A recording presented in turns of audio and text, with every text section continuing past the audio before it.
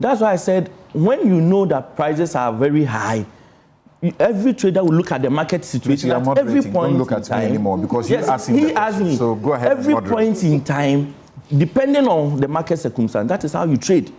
Trading is not, let's say, is not something that is fixed. So let's say your period last year, you've seen the market, you've seen that production is going up. Didn't you know production was going up?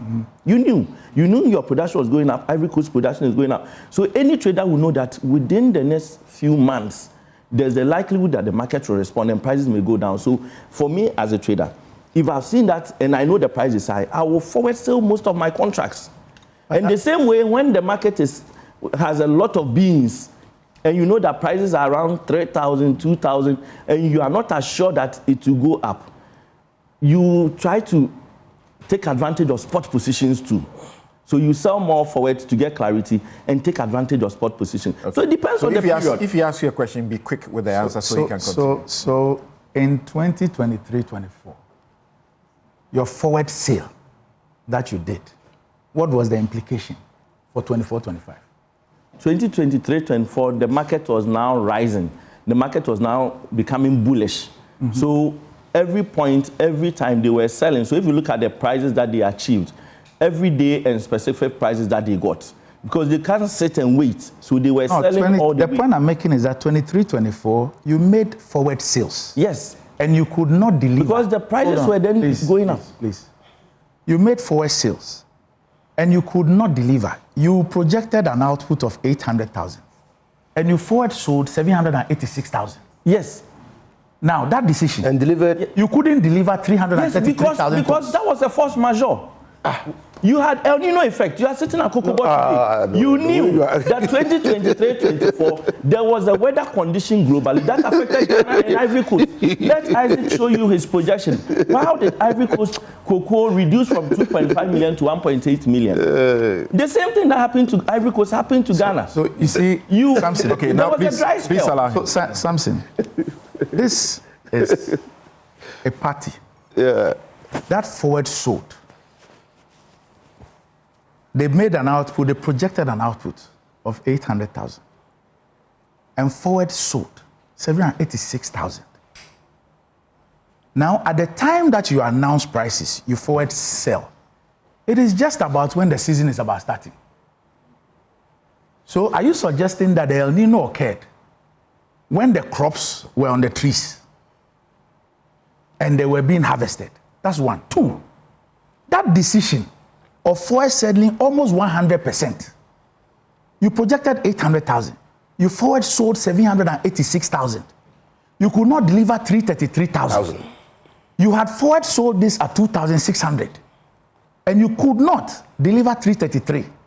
So the following year, when the prices shot up to the 12,000, 11,000, 10,000, you could only declare an FOB of 4,800 with the farmer getting a share of 3,1.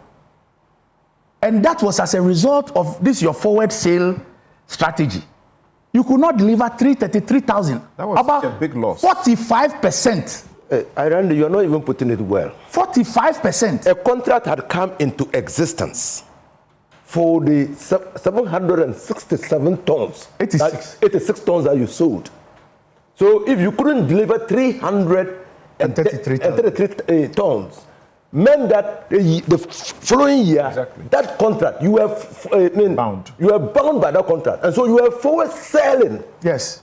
Yeah. In that year. Yeah. So your action was not limited to the year that you took the decision. Yes. It cascaded into the next year because you couldn't. And but then so it means that even if cocoa prices were 10,000 in the second year, you still gave it at the price that you locked in. You could have done forward sales to prices of 4, and you would be it's a position. So I'm saying that I don't know. You, the proponents of this, this is what you bequeath the cocoa farmer, such that in the history of cocoa, no farmer can beat his chest. My brother here cannot beat his chest and say that. At a point in time in history, when cocoa prices reached 12,000 and 10,000, I made so much money from cocoa that I bought this, I expanded my farm, or I did this. As a result of that, your forward sales strategy, where you forward sold, you projected 800,000, you forward sold 786,000 at an average of $2,600, you could not deliver about 45% in crop forecast. How can you have a deviation of 45%? You couldn't deliver that. And so in the ensuing year, we had to use this high price cocoa to service these 333,000 tons. And that obviously brought the weighted average down completely. So at a time when you had the then opposition people saying that the farmers should get 6,000 or 7,000 and all that. If you, Samson, you see the world price, like Isaac is projected, and you have the lowest of the averages at $9,000, and you hear that the farmer is being given 3,100, would that not represent about 30%? That's right. Would you not raise alarm? Certainly. But nobody knew that there was an elephant in the room called rollover, which had been sold at 2,600. And that the effect was 333,000 tons, about 45% of the crop forecast. So that then affected the 24-25 pricing. And that is how come no farmer can say that once upon a time when the prices of cocoa were 12,000, 11,000, farmer this, I got X or I got Y as a result of that forward decision. And I'm saying that you also you cannot also separate the funding model from how you sell. Sometimes we make it look as if you can go and force a buyer to buy your crop. You can force the buyer. The same way that you're analyzing, the buyer is also analyzing. All right. All of those buyers have research and all that. They can also project. They can also see. I want us to, you guys relax a bit for me. Let me get to the farmer and return to you guys again on the proposed solutions, including getting into the bond market. So let's hear you first, Inusa. I think that this issue is not a 2025 issue. Am I right to think that from what Michael is suggesting, it is not really the case that Randy's regime, they were cautious because of the previous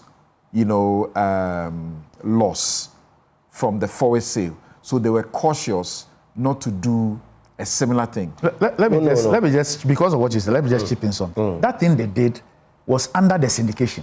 Syndication. Where you had to forward sell in accordance with what you expect to raise to buy the crop. So you push an output of 800,000. You go and sign contracts for 786,000 because of what you expect to raise. As to whether your projection was founded or not founded, we can't tell.